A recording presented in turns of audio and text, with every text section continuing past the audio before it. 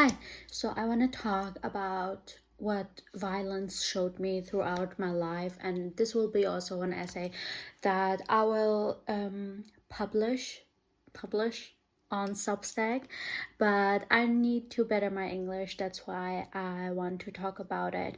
So as long as I can remember, my world was like built by bricks of violence and pain that got thrown at me from people that I loved the most, and they were like literally my enemies. And it began also really young, since I was a child, since I was born. So one thing about me, when born I was born, of course, I'm a girl, I'm a woman, and my father didn't love that because he always wanted a son and I was a daughter. And what made it worse, I was born with eczema.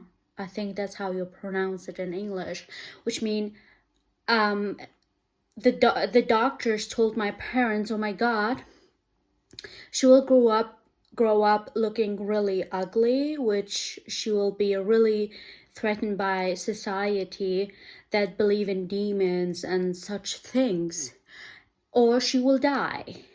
So you can see, since I can think, or since the first day of my birth, I didn't have one moment of peace. So a lot of people think that violence only teaches me to be hard, which is partially true. I think that's one of the reasons where a lot of people who face a lot of violence are like so paradoxical, because in one hand they experience a lot of bad things, bad situations, and also bad decisions that are made from traumatic selves. But on the other side, you learn to be tender, because love is one of the only real good weapons against the continuing of violence and so on and so on.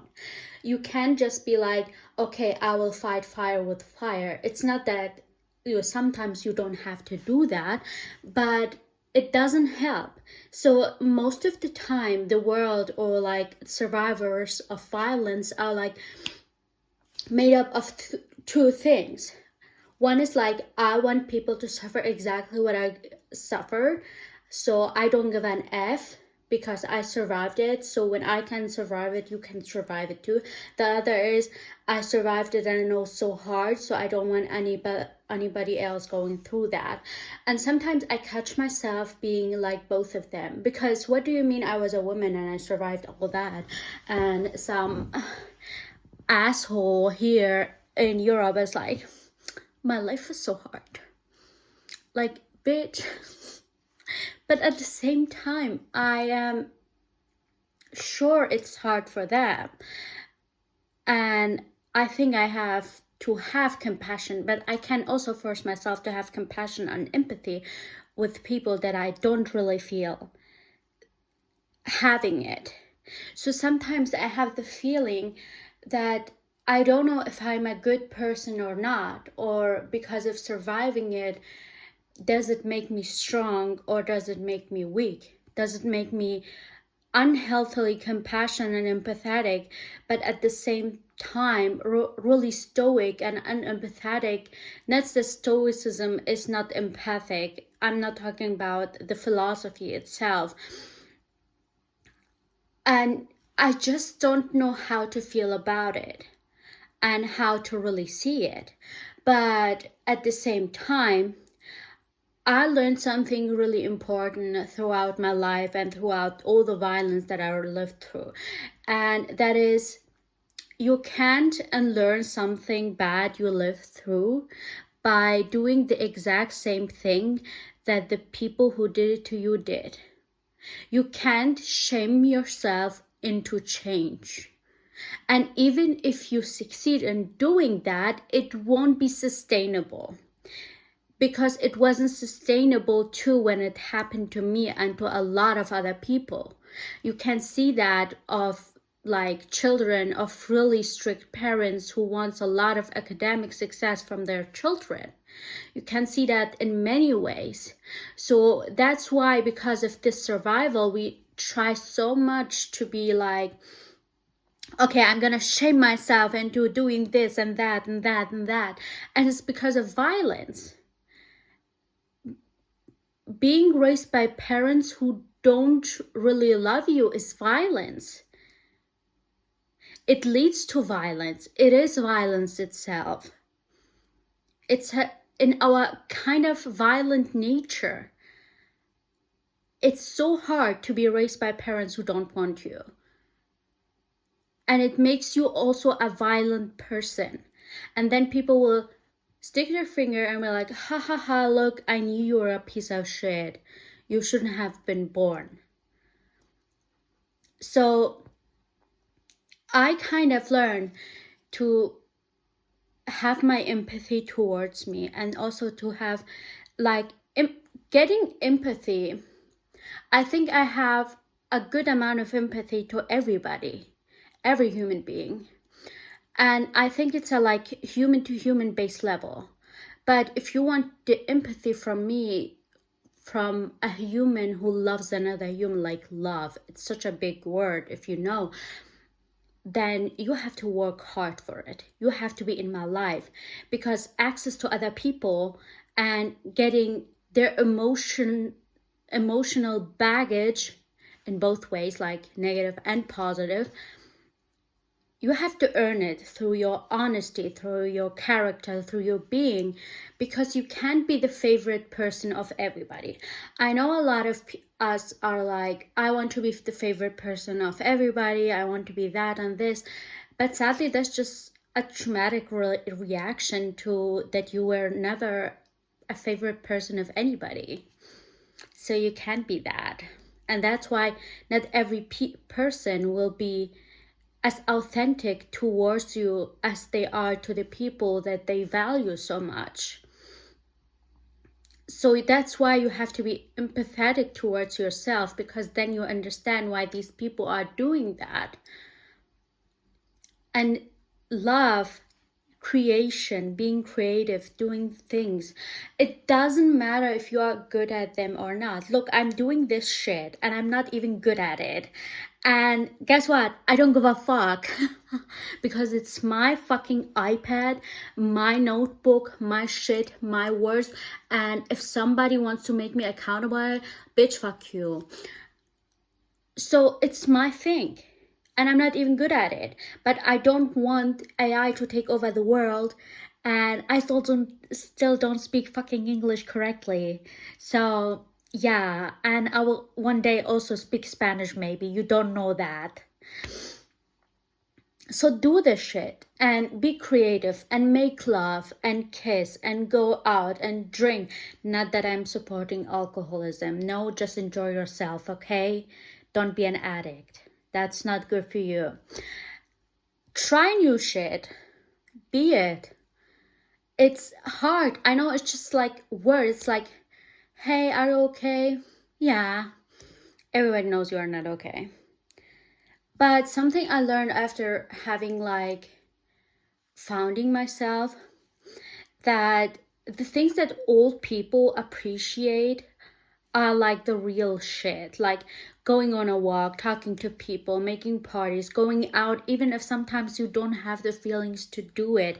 I'm not saying go and push yourself to the limit, but sometimes literally I'm just laying there, I'm like, should I go? And then I'm like, girl, you have the energy for it, just go out and meet with other people. And then I'm so grateful I did that. So violence teach me to just enjoy the fucking moment, because our life is always full of it, even if we want it or not. You have countries who are safe, like, I don't know, France or something, and they still are in a bubble. They are in a bubble, despite, like, I'm not talking about the violence that's happening in the country. Of course every country have a lot of violence in it, different kinds of it, but we are surrounded by violence from every fucking side. geographically, politically, religiously, from really big tech companies who don't give an F about us. Why do you think they are so afraid when we say eat the rich? Because they literally ate children. Yeah. So be ready also to be violent. I never understood as a person who survived a genocide, because I survived a genocide too, why people are always like, we don't like violence here, we don't like this here. Bitch, when you are on survival, you don't give a shit about that. You don't give a shit. I swear by God, my body didn't give a shit about it. And I was 10 years old. I was 10 years old. We humans are violent in our nature. But we need to have so much energy charged to be violent at once. And that's why they are putting us in this like always being on like fight or flight mode the whole time through work and through unhuman conditions. Like every human on earth is literally suffering beside the 1%. Beside the 1%. Because when you are on fight or flight the whole time, your brain doesn't function correctly. You don't know what's good and what's bad. You don't know that this is bad for you and this is good for you. You don't know that actually there is a violence itself and how our world is built, our modern world, because you have like shorter way to go and buy food that's not healthy for you. Buying healthy food nowadays is literally impossible. I come from a country where it wasn't even a theme to have like good vegetables on your fucking table. Here it's like vegan this, vegan that, and I'm not talking about veganism itself, but like it is healthy, it is like not gentrified or what so fucking ever, I don't know the word for it. But why is that on fucking tomatoes? Why?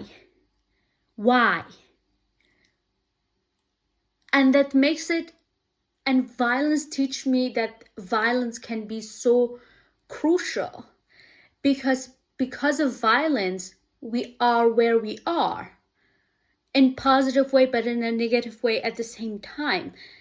We can always look at back in the history and we're like, oh, if this war didn't happen it would be so good.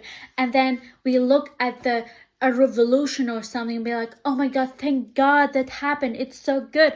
So violence is also a perspective thing. When America comes to your fucking country and is like taking your all and destroying like the leaders they literally put on, it's just like diplomatic shit. But if you are a POC country and you do violence, or you are a terrorist. Do you understand what I mean? And that's why I never took the word violence as something negative. Not it is good to do violent things. And for the kids who are watching this, go study, be good, be a good human, love, love, love. Be creative. Don't give an ass shit about people, and give the whole shit about your people. The people, you are literally more near people. You have more same class with people that you maybe hate as like the person, your neighbor that is getting on your nerve, than you will ever be to a billionaire. And stop watching men that won't help you. Go and watch some Ghibli movies. No, I didn't get paid